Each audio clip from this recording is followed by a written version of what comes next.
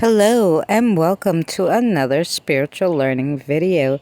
Today we're going to go over the guardians of the cemetery and the other spirits that lurk there.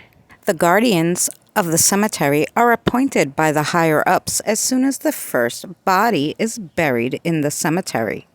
These guardians don't only look over cemeteries, but also graveyards and family burial plots that are on private property.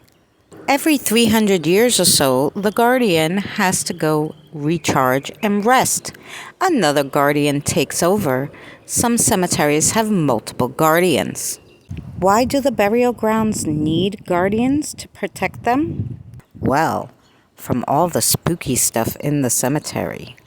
Before we go over what spooky stuff in the cemetery the guardians are protecting against, let's go over the keepers of the cemetery. The guardians of the cemetery can cross over people when they first pass and help them to the light. The keepers of the cemeteries have more than 500 sometimes cemeteries that they visit to cross over people. Some people don't want to cross over with the keepers. And in this case, if you don't want to cross with the keeper, or you missed your time to cross with the guardian, then the guardian has to look for a human gatekeeper who has the power to cross over spirits. This is usually a medium or a spirit medium. These are people who use their intuitive abilities to see past, present, and future events of a person by tuning into the spirit energy surrounding that person. Mediumship is making a connection and delivering messages from people who are no longer on this plane of existence to the ones that are.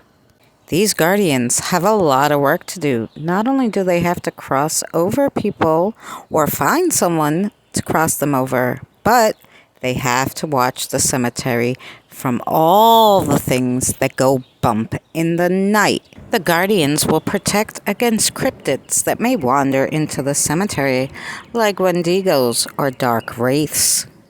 Wendigos are fearsome beasts that are said to eat humans, or as a spirit that possesses humans and turns them into cannibals. These cryptids are said to be Algonquian native folklore. However, for all the living that have encountered the beast, the spirits, and the guardians, these creatures are very real. Wraiths are said to be creatures that are created when something goes wrong in spellcasting. This is most often the result of witch or wizards who tried unsuccessfully to extend the years of their lifespan or try to manipulate time in some other form. Wraiths are soulless creatures. They are a type of ghost, but they can also be considered a type of demon. There are thought to be several kinds of wraiths. Wraiths are creatures that seek to steal the soul of others. Guardians also protect the good spirits from all the bad human spirits. You know how many bad people are on the earth living? Imagine how many are dead. You also have the in-betweens, which are half human and half something else. In folklore, these in-betweens, or hybrid beasts, are creatures composed of different parts of animals, including human, appearing in folklore and a variety of cultures as legendary creatures.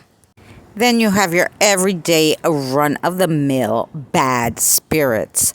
These bully spirits, if you submit to them, then they will steal your spirit's energy. But probably the worst human spirit of all are the twisted humans. Twisted humans are human spirits that have been on Earth way too long without crossing over.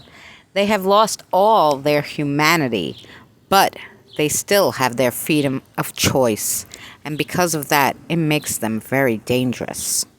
So the guardians protect the living and the dead from all the scary stuff that happens in the cemetery. But they also protect the cemetery grounds from the living. I would hate to be you if you upset a guardian of the cemetery. What could you do to get on the guardian's bad side? Well, if you're talking badly to the spirits, if you vandalize anything in the cemetery, or if you pee on a grave or near one. These are just some examples, and you will feel the guardian's wrath. And until you make amends by going back to the cemetery and fixing or apologizing for whatever you did, the guardian will continue to haunt you.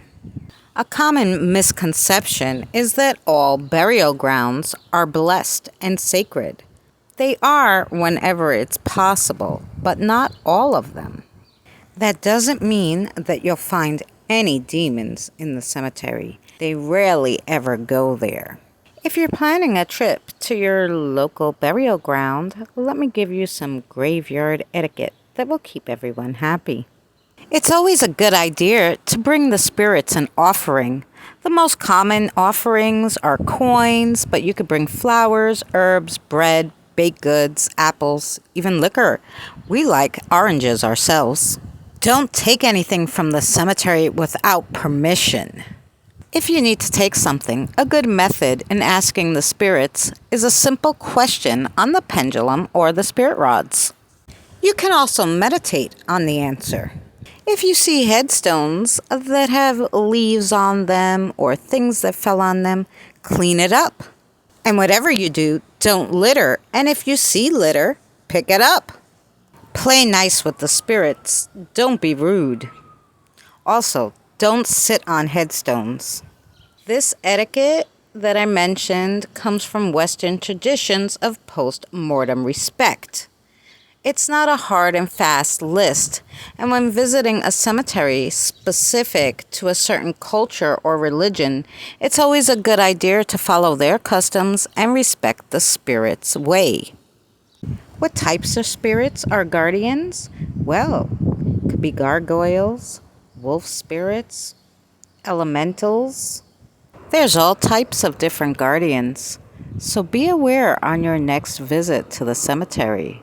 If you see a guardian, then maybe share some coffee with him. Thank you so much for joining us on another spiritual learning video. Be sure to check out our playlist, Spiritual Learning, for more content like this. If you're not subscribed, consider subscribing, and you can also join our membership down below. We'll see you again soon.